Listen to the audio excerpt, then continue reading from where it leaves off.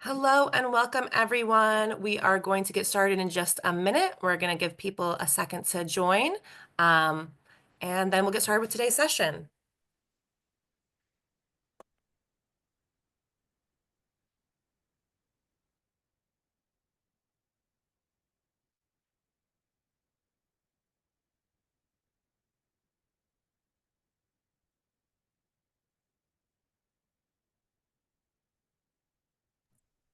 Okay, it looks like we've hit some critical mass, so we're just going to get started since we have only an hour and we have a lot of topics to cover. But welcome, everyone. Good morning.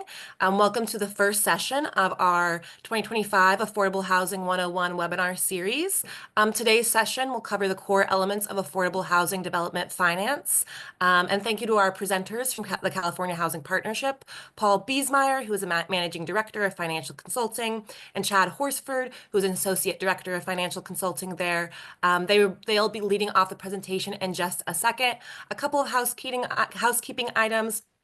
First, today is the first session, so we were going to have 4 more virtual sessions taking place mostly on concurrent Tuesdays from either 11 to 12 or 11:30 to 12:30. So keep an eye out if you haven't already registered for next week's. There is an email, and you can always email me after, and I can send you the link. And we'll be sending out another email with 3 more sessions later today. This session will be recorded, and the slides and the recording will be sent out to all registrants at the end of the session today. So you'll also see that in your inbox this afternoon. And I think that's pretty much it. So let's get started. Paul and Chad, take it over. Here we are. Thank you, Danielle.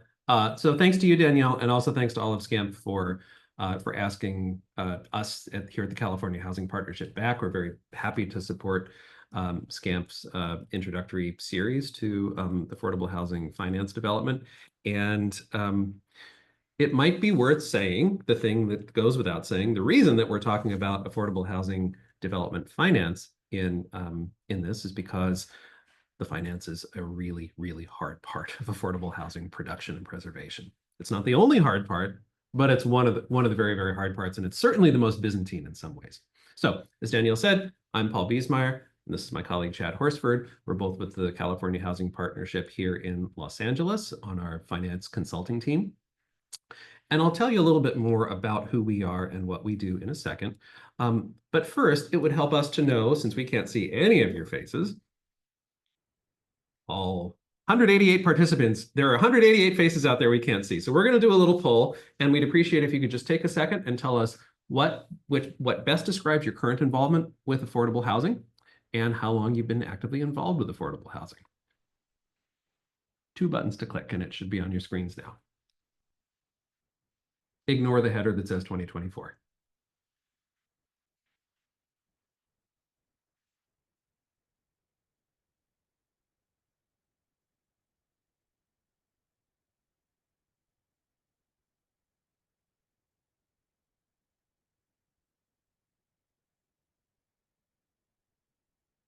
Those who know me know I hum and sing a lot, but I will not be singing or humming any hold music while we do this.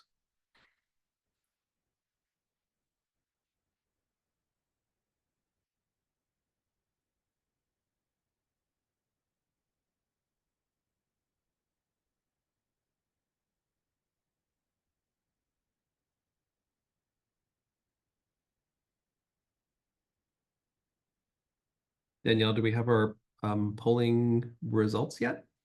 Yes, I will end the poll now. Okay.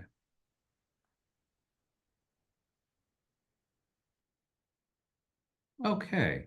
Danielle, can you remind me? I'm ignorant here. Can all the participants see the poll results or no? I believe you guys should be able to. I'm not 100% sure though. Okay. Thank you. Appreciate that.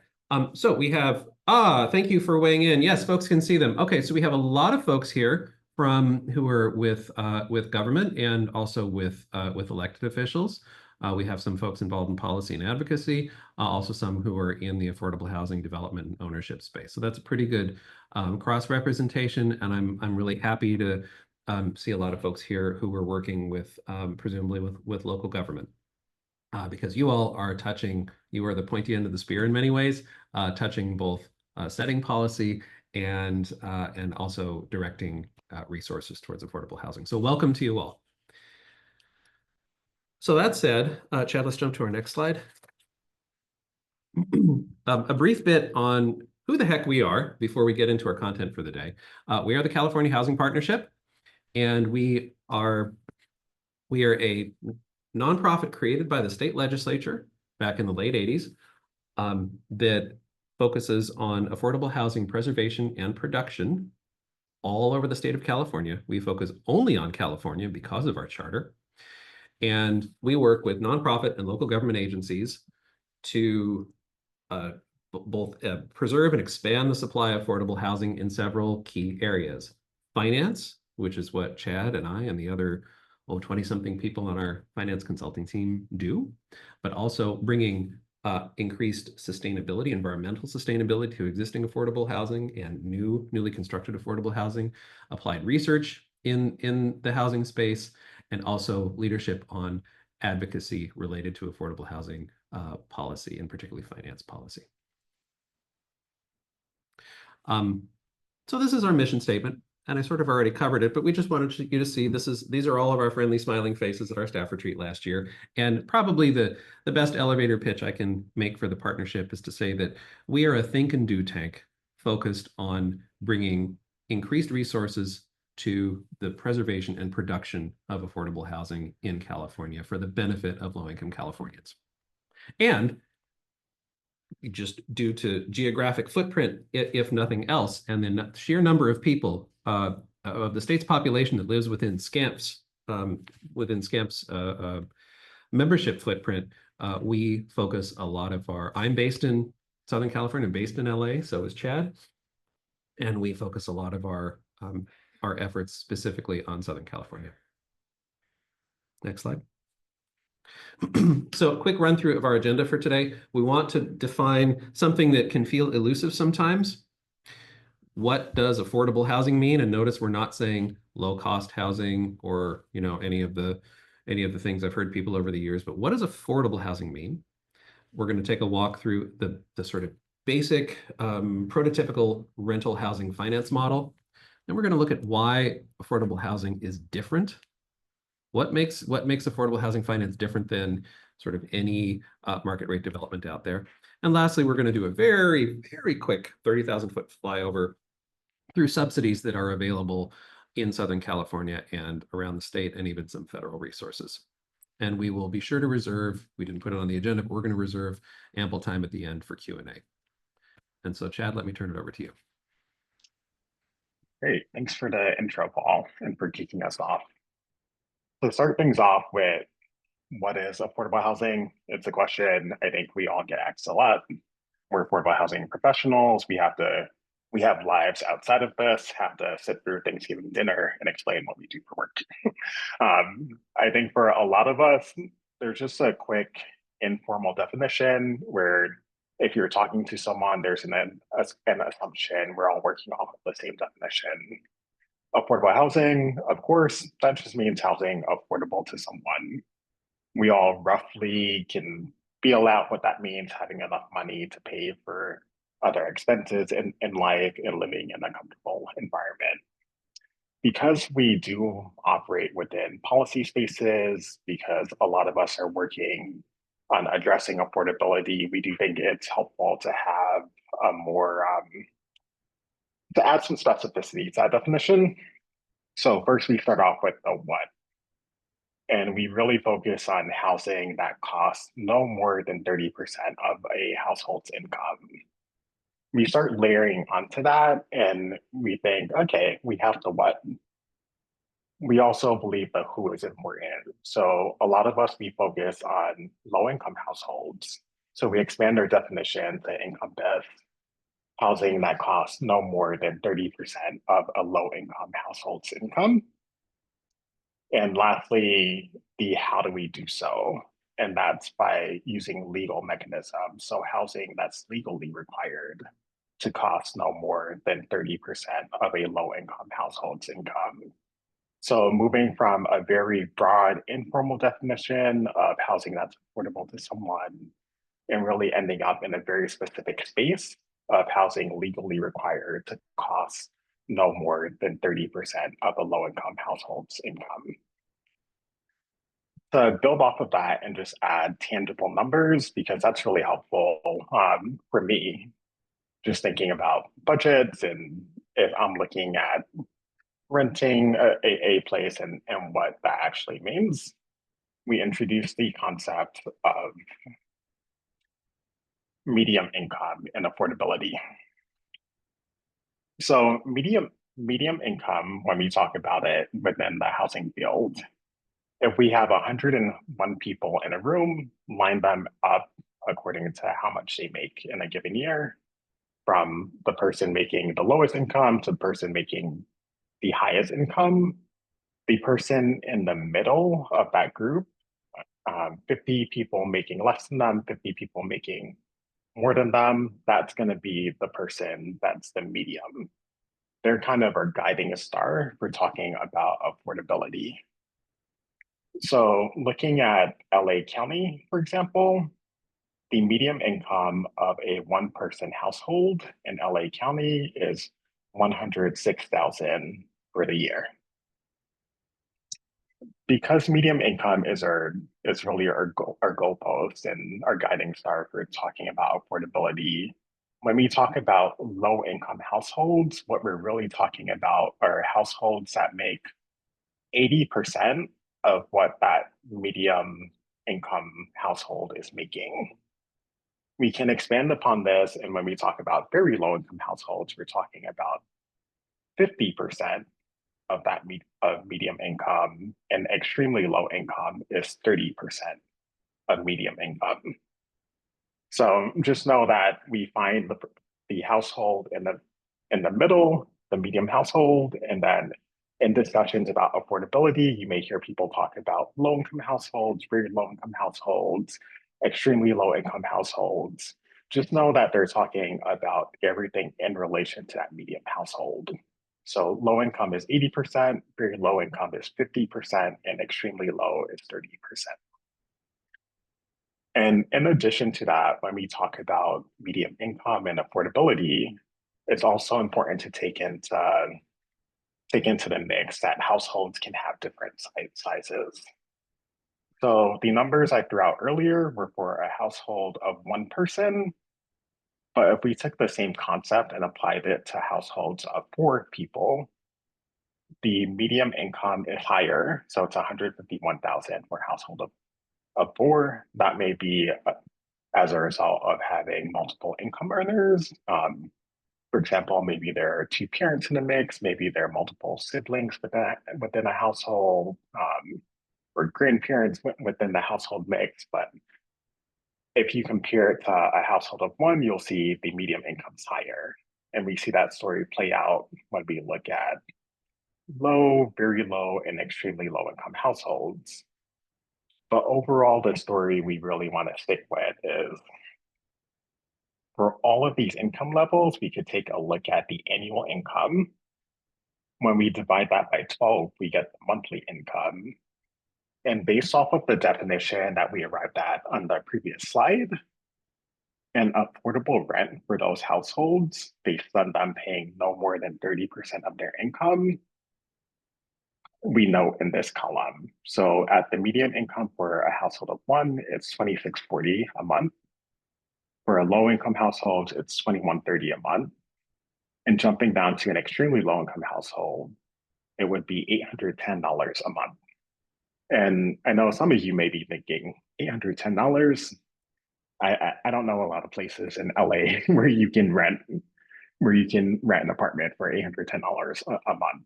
And I think you're right. And that's part of why we're having this discourse, and I think why a lot of us are working within affordable housing to address that.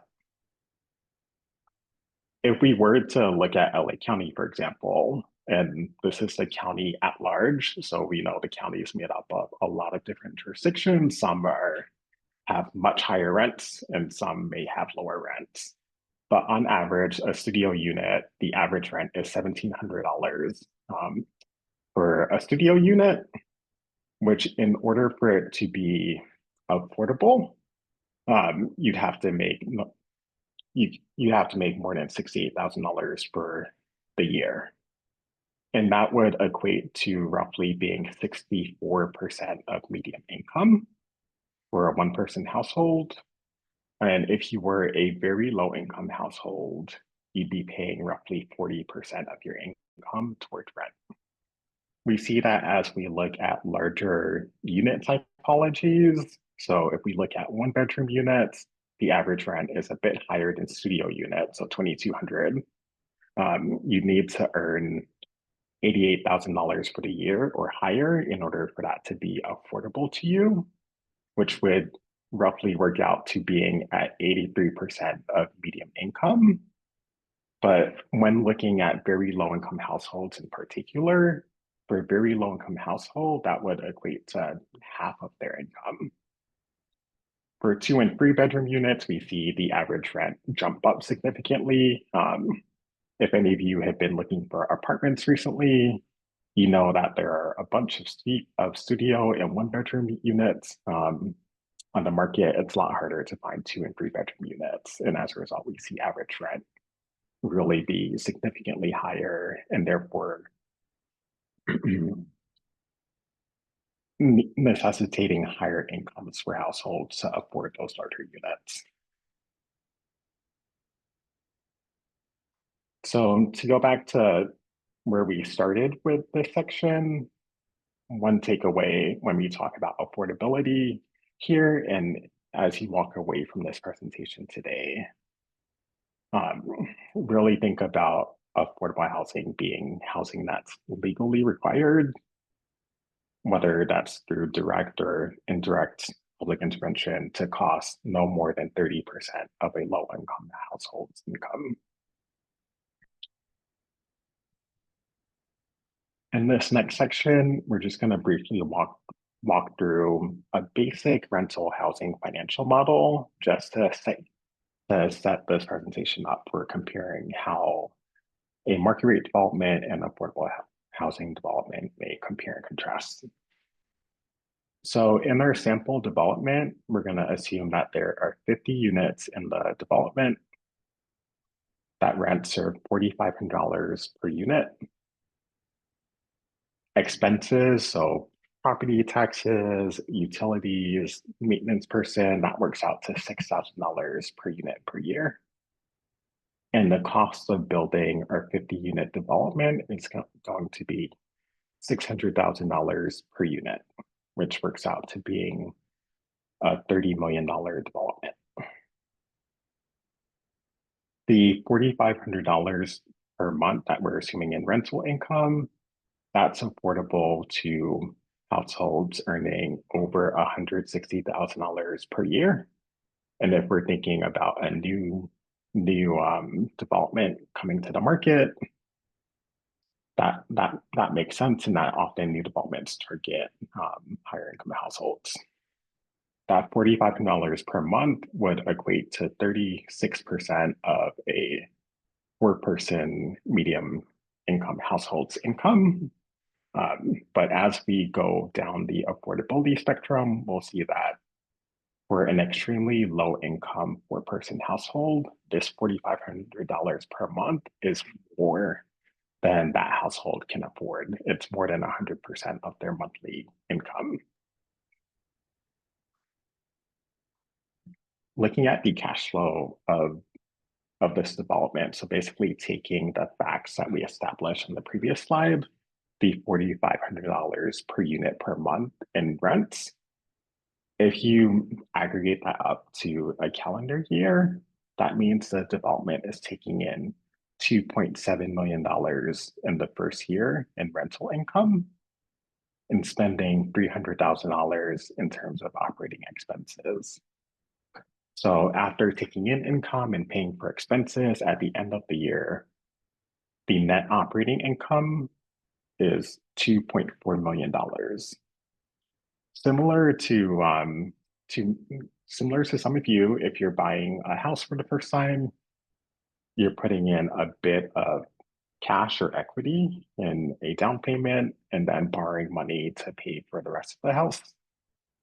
So there's a similar concept at play here where we're assuming the developer has a loan that they're paying back. That roughly works out to $2 million for the year, and has $386,000 after paying that loan that they're able to then pay themselves back slowly. So looking at this over time, if the developer put up $3 million to help contribute toward making this development, over time, they're slowly getting paid back that $3 million. So in year one, they put up $3 million, they're getting back 386,000, so they're still in the negative a bit. But over time, they slowly start to recoup their money. And if we fast forward out to year 12, they've made back the $3 million they initially put up front, as well as an additional, I'm going to round up to 4.8 million because nice round numbers are nice. And that equates to a 5.6% return. So slowly, year by year, the developer is slowly earning money back. And this is a complete oversimplification. There's a lot more we can go into more complicated market rate structures, but at face value, in looking at development, there's rental income that comes in, expenses that are paid for, and then typically developers are paying back a mortgage and then taking in the leftover cash as distributions to pay themselves back for the investment that they put up front. Can I add one coda to that, Chad? Yeah. You're right. Just 1,000 layers of complexity here. It's just worth noting that there's like one little detail I think is worth putting on there. So as Chad said, we've done this sort of multi-year distribution thing to show how a developer's investor will get their capital returned to them and start to make a profit over time through distributions of cash flow remaining in a property that a property generates. The reality is that that's not, so we wanted to set this up for demonstration purposes. In the real world, what market rate developers are doing is they're taking entitlement risk and many taking entitlement risk and construction risk. They're not taking long-term operations risk. The model generally is you build it, you either entitle land or you buy entitled land, you build it, you lease the property up, and you get it stabilized. So you've achieved a certain level of stable operations, you run it for a year or two, something like that, and then you sell it.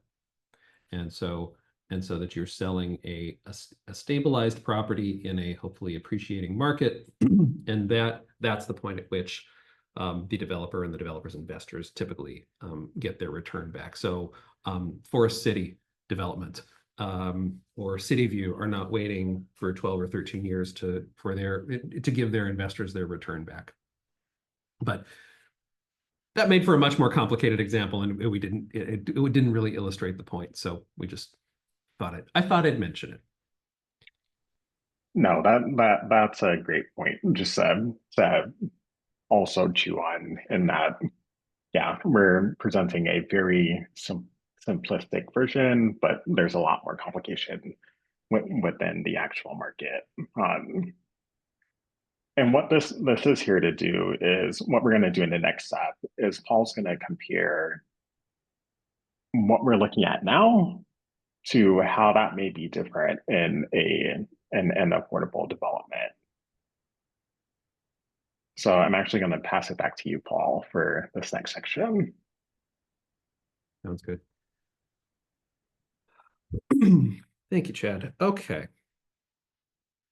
So affordable housing, what makes it different? So we're going to keep using the example of that sample development that Chad talked about earlier. Again, a 50-unit development, and now we're going to layer on affordability, and we're going to think about, okay, well, what kind of impacts does that have on the revenue that the property generates? And therefore, what's the flow through into the net income the property has? How much debt can it support?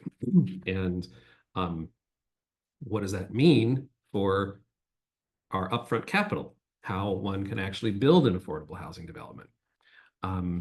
And that's that becomes the sort of the punchline to why we're all here today. Why is affordable housing hard?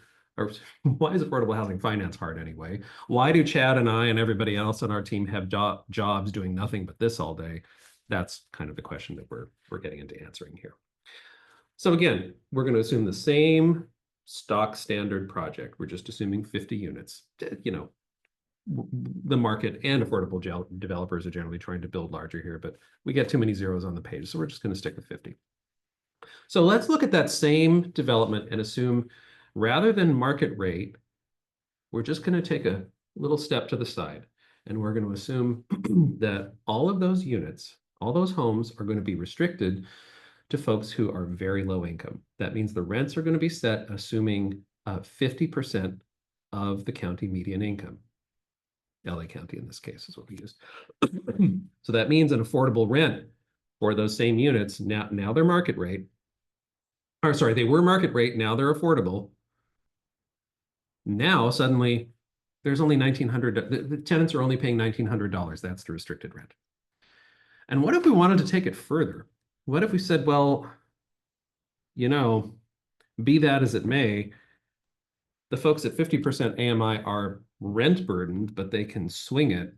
Folks who are deeply, deeply low income, who are doing janitorial work, who are doing part-time, who are have part-time work with a school district or something like that, they might be extremely low income. 30% of area median income. That rent is only $1,100 per month. So just looking at the rent per unit per month, you can see that by adding this concept of affordability for low-income people, we are whacking. A good point. We're on Social Security. Yeah, take your pick, and that's definitely the Social Security comment in the chat is a good one, because if we're talking about an affordable senior development for folks who are solely on fixed income, single households on Social Security, they're often falling somewhere between very low income, that is 50% of area median, and extremely low income, 30% of area median.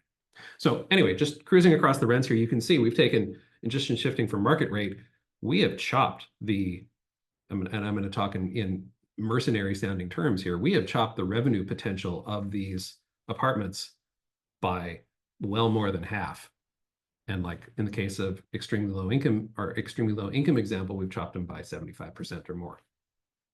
So you can see how we're setting this up. I'm hitting the nail on the head over and over and over here. So little secret is but the cost to run a market rate unit versus an affordable unit are going to be roughly the same. If you looked at an operating budget for market rate property versus an affordable property, you'll see the money gets spent in somewhat different places. So market rate property is going to pay full freight on property taxes, whereas the affordable properties are going to receive what's called a welfare exemption from property taxes. Same thing actually as churches and other charitable organizations receive in California. So you're not paying property taxes. On the other hand, you're paying a lot. You may well be paying more for staffing, like especially in the case of a development focused on people experiencing homelessness or special needs, you may need to have more on-site staff. Sometimes extra on-site staffing is required by public financing programs. There are all sorts of things that feed into it. There will be additional costs related to supportive services to help low-income people stay housing stable, actually stay housed, be able to pay rent, and so forth. So we're glossing over a lot here, but but in general, the cost of running market rate and affordable units is not terribly different. The only thing that makes the sort of top line expenses different is scale. A real market rate property might be 400 apartments, whereas a large-ish low-income property might be 100. And so there is some economy of scale involved. And we're going to and the per unit development costs tend not to be radically different. There's always this assumption particularly by local elected officials, that I've heard this so many times over the years. Why does it cost so much? We're spending too much. Well, it feels that way because you are seeing the costs in front of you as a decision maker, making a loan, for example, of local federal block grant dollars to an affordable housing development. You're just not seeing the cost of market rate development. There's no forum in which a market rate developer is required to disclose that to you if they're coming to you for a zoning variance or something like that. They're not talking about their cost structure. And the fact of the matter is, several different major studies over the years, including one done about 10 years ago by the state of California, found that there were no statistically significant differences in cost between market rate and affordable. There are some different cost drivers on both sides, but in general, costs come out about the same. So in our example here, again, we're assuming that all three of these developments, whether it's market rate or extremely low income at the other end, are going to cost about $30 million to build. Next slide, please.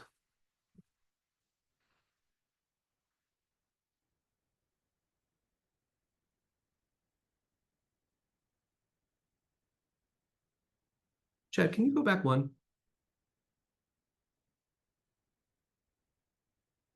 Okay. And can you go forward? And just cruise to the next one if you wouldn't mind. Okay, our ordering is a little bit different than my printout. Okay.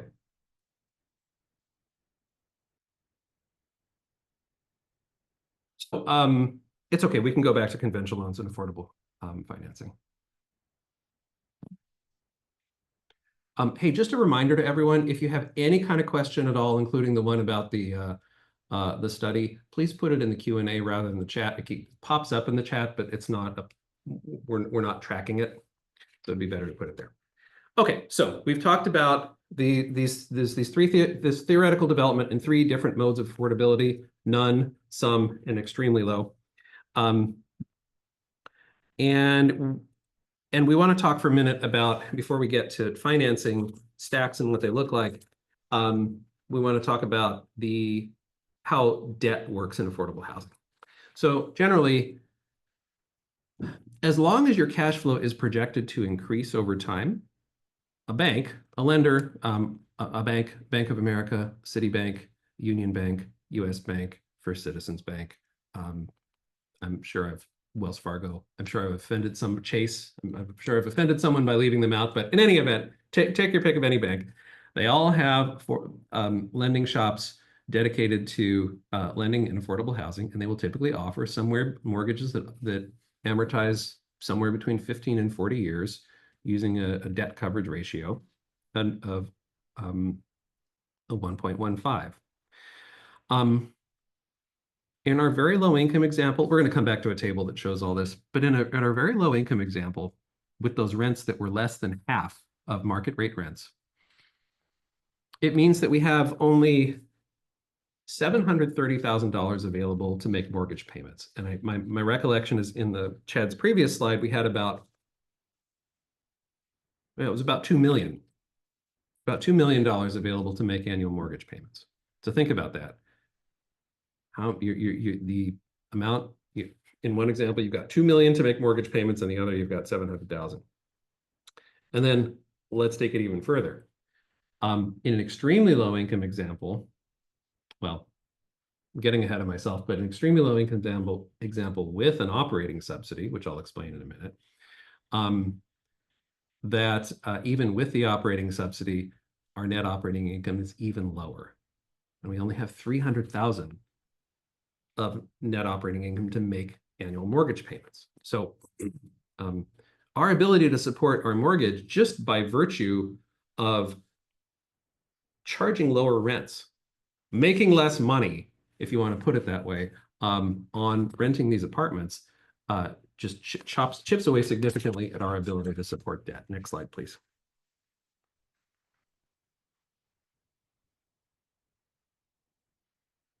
So here's how it looks in our three examples. Previously, in our market rate example, we could support $27 million of borrowing.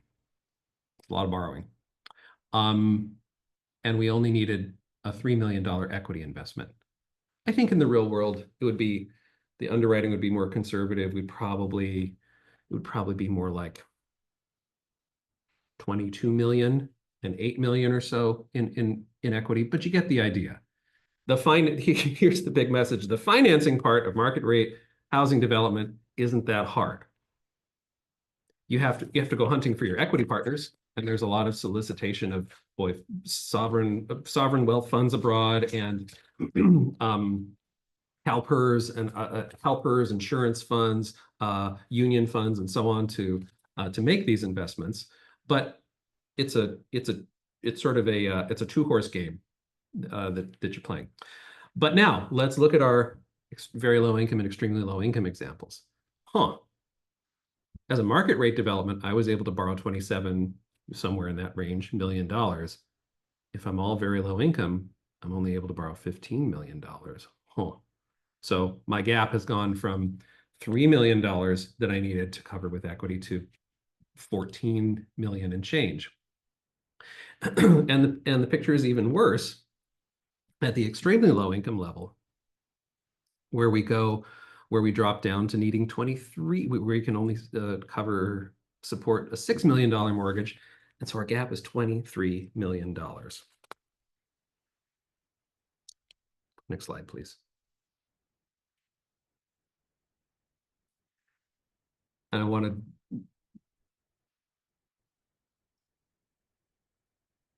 make one more.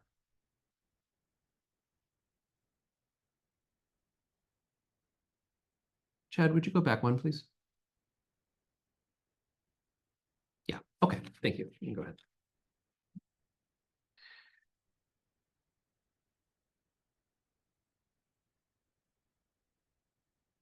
So I want to make one more point about very deeply affordable properties, very deeply affordable housing developments. And this is an evolution of the chart we were just looking at. So again, we're keeping our market rate development on the left. What if we say, the most deeply affordable option we were just looking at was at the extremely low income level, 30% AMI. But what if we said, what if I'm a city manager or I'm a council staffer and I'm saying, the policy, we're getting calls from constituents all the time about encampments. There are people sleeping on the medians. We need to do something about homelessness in the city. And we want to help create permanent supportive housing to bring these people inside and give them stability. So if you're doing that, you're not talking about 30% of area median income. Those aren't folks who can walk in paying $1,100 a month in rent. No way. About the best that one might be able to hope that someone experiencing homelessness may eventually be able to pay in rent is 30% of an SSI payment. That is supplemental security income if they're disabled. So current SSI for a single individual in California is $1,200 a month. A third of that is $300 a month and change. So that is their monthly rent. And if you look in this middle column, you can see that if we are trying to house the hardest to house people who have effectively no income, nothing to pay for rent, not only is that a terrible situation for them, obviously, and it's a human tragedy and a societal tragedy, but again, being mercenary for a minute, thinking about this as a person or a policymaker or a developer trying to create sustainable, affordable housing that will be financially that will be at least financially break even over the years. This doesn't work. My $6,000 per unit per year of expenses doesn't even come close to being covered by the income from the property, let alone supporting any debt. This property is in the red from the get-go. So what does that mean? That means if we're trying to do something that looks like this, to create homes for people experiencing homelessness that need to be the most deeply affordable, we need not only to address the capital side of things, the money to build the property, but that property needs to have an ongoing source of rent or operating subsidy to prop up the operations and take care of this operating gap that you see in the middle of the screen here. Next slide, please.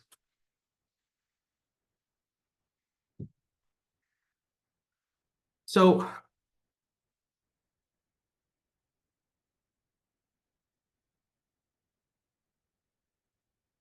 So in a nutshell, we've looked at what, here's the problem that this creates.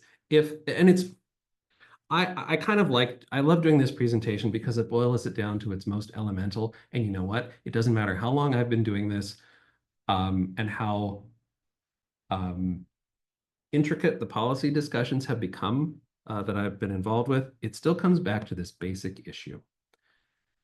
The less you charge in rent, the less people can afford to pay, and therefore the less you charge in rent, the more subsidy is needed to cover development costs.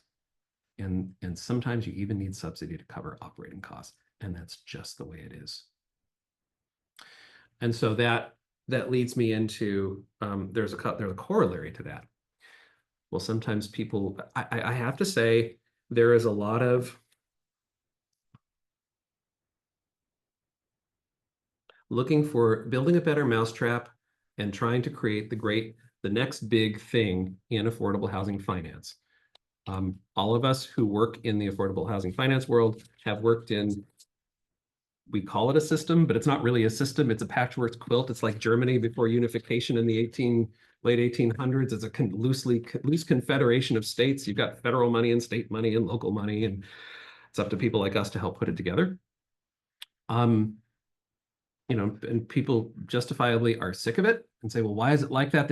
We've got to find a way to make this better. We can make it cheaper. Which is fair, but there has to be something else under the sun in terms of financing.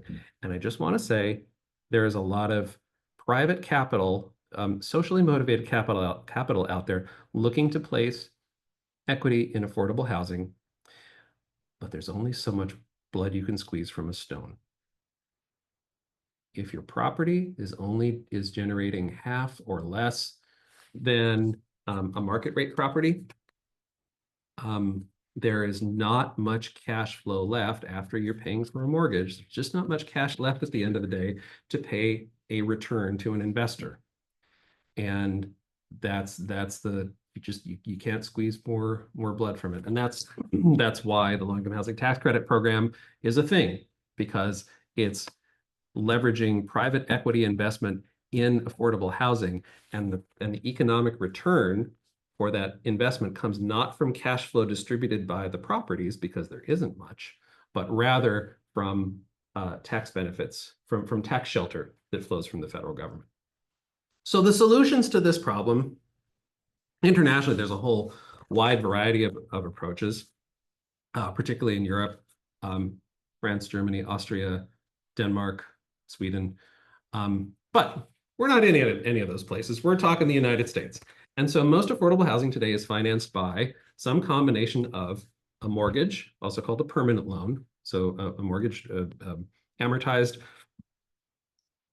and supported by net operating income from the property, the low-income housing tax credit equity from the low-income housing tax credit program, and some mishmash of other funds, often called gap financing, from the federal government, state government, city, or county. Next slide, please.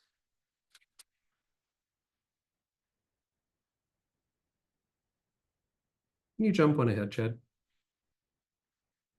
So we're going to talk about what those subsidies are.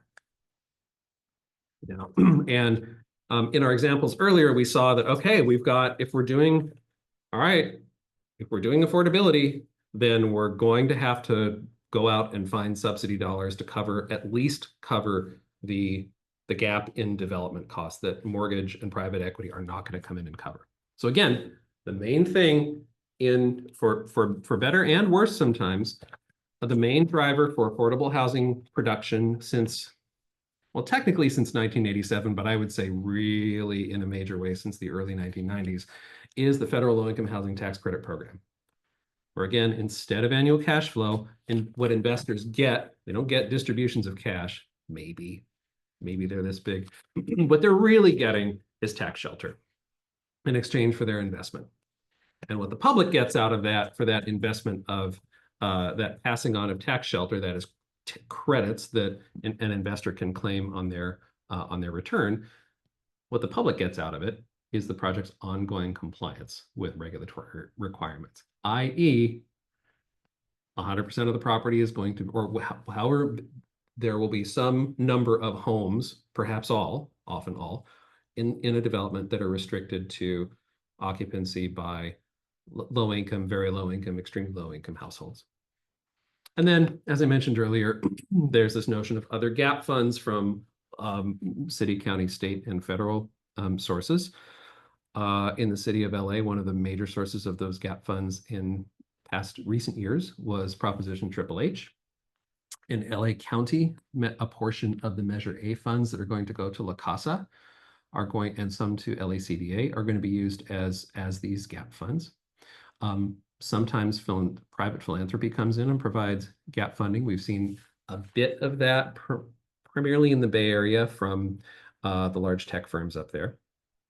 And typically, not always, but typically those investments made by public agencies are made in the form of soft loans. That is a loan, it is repayable, but a loan on which there's no mandatory debt payment to.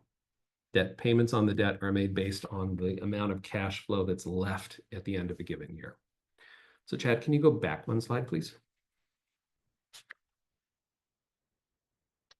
Thank you.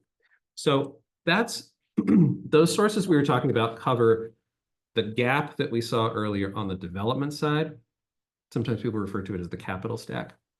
But let's think about that very deeply low income example where we were looking at SSI and people experiencing homelessness coming in off the streets or coming out of interim housing. In those cases where, remember that example needed something just to prop up basic operations because the property can't pay for itself. So where does that come from? Well, that comes from either an operating or a rental subsidy. And the key feature of most rental subsidy programs, and this is certainly true of the Section 8 program, it's also true of LA County's flexible housing subsidy pool subsidy programs, is that the tenant pays 30% of their actual income, no matter how low that income is. So somebody might be walking in the door receiving nothing, eligible for nothing but a general relief payment. If that's the case, and they're in an FHSP subsidized unit or a Section 8 unit, they're required to slice off 30% of their general relief payment, but that's it. And another key feature of the rent subsidy programs, and again, I'm going to talk about the biggies. It's primarily the Section 8 Housing Choice Voucher Program, including the project-based variation of the Section 8 Housing Choice Voucher Program and LA County's FHSP, is that it pays the gap, the difference between 30% of the tenant's actual income and whatever the contract rent is for that unit, which is typically based on local fair market rents. So that's why in the example a minute ago, when we looked at that property targeted to homelessness, and we looked at SSI, and we looked at, SSI-based rent payments, and we said, well, here, really, the equation really changes once we add an operating subsidy or a rent subsidy. This is why. Because if those tenants are assisted by project-based Section 8 vouchers or FHSP, it means that the owner is getting a fixed rent based on some variation of local fair market rents as established by HUD, typically small area fair market rents these days. And therefore, in theory, fingers crossed, the operation of that property should be right side up. That is not operating in the red, operating in the black, and maybe that property can even support some borrowing. So let's jump forward a couple, Chad. Okay. And so that's just a broad description of the subsidies available for both development and operations. And we wanted to give you a giant, only slightly digestible list of common public funding sources for LA projects, or projects in LA County. And I'm not going to go through them all. You don't want me to go through them all, believe me. But some of you are going to recognize names in here. There are plenty of things that flow through the city of Los Angeles, and especially and in particular the city of LA Housing Department. That includes Measure ULA resources, housing choice vouchers from the Housing Authority of the city of Los Angeles through HACLA. The LACTA, the LA County Development Authority, administers all kinds of resources, both capital and on the public housing side of LACTA, rent subsidies, so Section 8. And then whole mishmash of state agencies and programs that they administer, most of which were created by the legislature and funded peripatetically by the legislature. So I didn't put this here to put anyone to sleep, but rather to illustrate the point that we do have a bit of a patchwork quilt. We have this confederation of states, and there are a lot of different venues to which an affordable housing developer needs to turn to assemble the capital stack to fill that giant financing gap that starts to open up and get wider and wider and wider as you take your affordability deeper and deeper and your rents go down. Next slide, please. So I thought we did think it would be useful though to talk about, okay, Paul, you just showed us a slide with a million different things on it. So what? Well, the takeaways that we want folks to have here are just some basic characteristics of what public funding sources, some basic sort of personality traits of our public funding sources.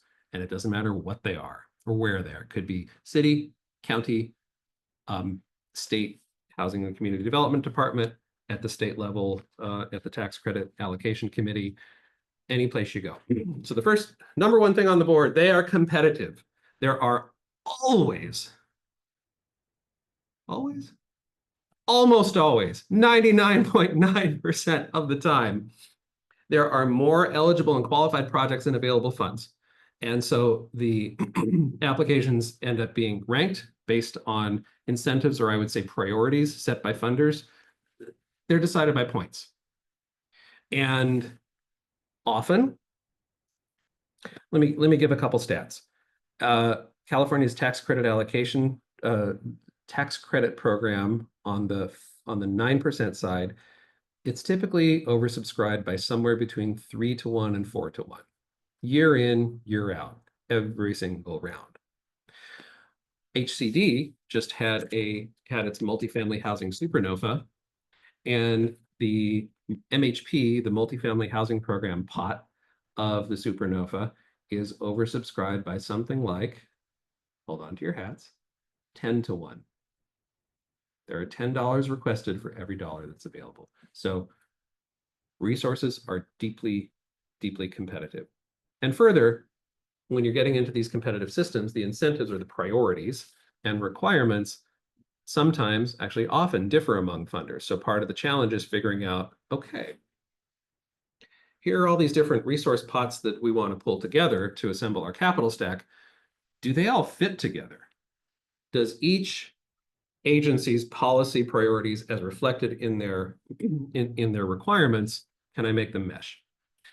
Secondly, second answer on the board, I'm aging myself, Richard Dawson. Anyway, that they require they require and incentivize public benefits. Now, the main public benefit that the commitments of these resources bring, of course, is long-term deed restriction at lower income and rent levels.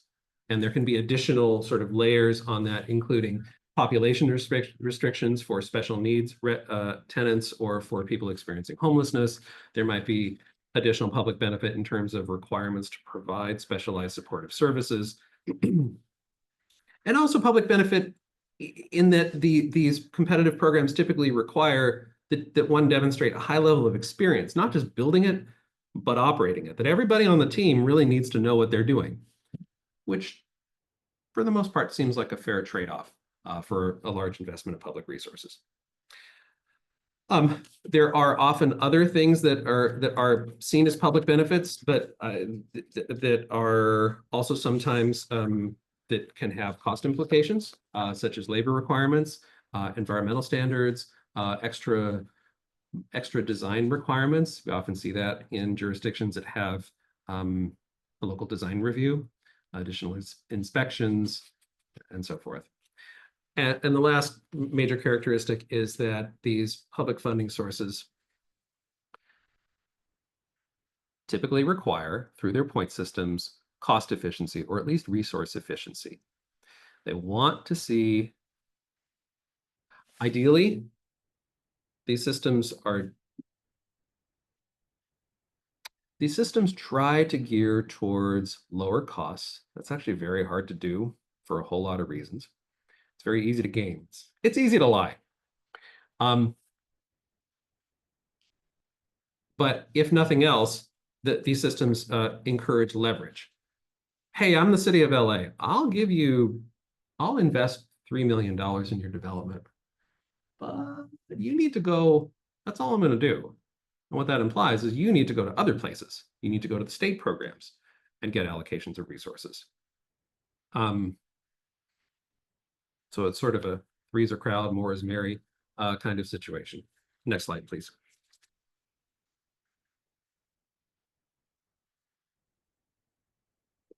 And so just to wrap it all up, we wanted to give you, using our three base examples of market rate, very low income, and extremely low income developments, we want to show you very roughly what the capital stacks look like. So on the left, our market rate example, $30 million of largely debt with a minority share as an equity investment from CalPERS, let's say.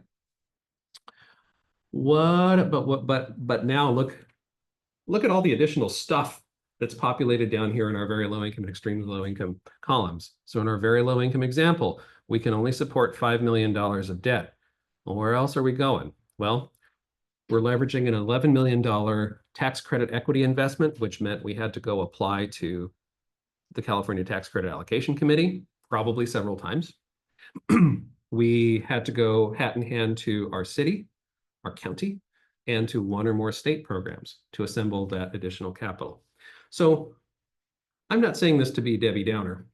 I just want everyone to understand when someone who's trying to finance and build affordable housing says, well, we can't break ground next year, or we can't break ground this year, even though we received our entitlements, council member, because we have to wait in line for the next available financing window to open up with program X or program Y. This is what they're talking about. And this example here, where we've got 1, 2, 3, 4, 5 different financing sources, isn't atypical. Most affordable housing developments have 5, and sometimes they have more. More is not great, but more is sometimes what's necessary to pull together the capital to build affordable housing. Last slide, please. And so in our last couple of minutes, we just want to come full circle and put a bow on this whole thing. It goes without saying that not enough people are served by market rate housing at a level that does not leave them incredibly, where it's either unattainable or doesn't leave people incredibly cost burdened. So, and further, once you start getting into shifting modes into, we want to create housing that is required to be affordable to low-income households, well, it doesn't generate enough cash flow to cover all the upfront development costs. In fact, it doesn't generate enough cash flow to cover most of the development costs, and sometimes not even enough to cover operating costs. So it's public funds from every level of government and sometimes from private philanthropy that make this public good financially feasible. And there's no two ways about it. And so that's a good place for us to end. I know that Chad has been boogieing away on Q&A, and we're happy to continue answering those questions in the Q&A section, but I should turn it back over to Danielle. Thank you, Paul. I know that we are hitting 12 right now, but because I know that there are a couple questions in the Q&A, we can stay 5 minutes over. Anyone who wants to still stick with us to listen to these answers, go ahead. If not, feel free to leave. We will have another session next Tuesday at 11:30 to 12:30. We'll be joined by Paul again and his colleague Sharon Bennett from the California Housing Partnership. I will actually drop a link to register for that in the chat right now, and also send it in my follow-up email. Again, I'll send out the slide deck and everything later this afternoon, and we'll just stay on for 5 more minutes to try and answer these Q&A questions. But if you have to get off, hopefully we see you next week or in our upcoming sessions, and I hope you had a good, informative session this round. Paul and Chad, you can answer some Q&A if you have a moment. Sure. I actually see a couple open questions here that I'll dun, dun, dun. Yeah, of our open questions, a few I'll take out loud. John asked for the study that I mentioned much earlier about the no statistically significant difference in the first costs of developing affordable versus market rate. The one I was thinking of was 2014 or 2015. It's called the State of California Affordable Housing Cost Study. I believe it's still available on TCAC's website. It was performed by Blue Sky Consulting, and it was funded by, boy, all the state housing agencies, TCAC, CIDLAC, CalHFA, and State HCD. The California Housing Partnership conducted, there's research by the Turner Center on this as well at UC Berkeley, and our colleagues on the research team here at the partnership did a smaller study recently and found very similar conclusions. One more question that's still open here that I would like to do out loud is, yeah, there's a couple perennial popular ones in here. It's interesting to see your list of local public funding sources. Is there a consolidated location that describes the priorities of each of the various programs at a certain level? And I know you're working on an answer, Chad. I just wanted to hit that one out loud because the answer is, unfortunately, no. Is it possible? Theoretically, yes. But it's comparing apples to apples gets very hard to do because you're having to deal with there's like threshold requirements, things that are absolutely required by a program, and then there's competitive requirements. And some programs are just they're just completely different beasts. So the city the city of Los Angeles putting ULA dollars into a development comes with a completely different set of considerations and criteria than, say, the state is using to allocate affordable housing and sustainable community program dollars. So no, there are good comprehensive lists including training materials that we've prepared that have a good list of programs, but there's really not an Encyclopedia Britannica for affordable housing. And maybe that's part of what keeps me employed. Secret's out.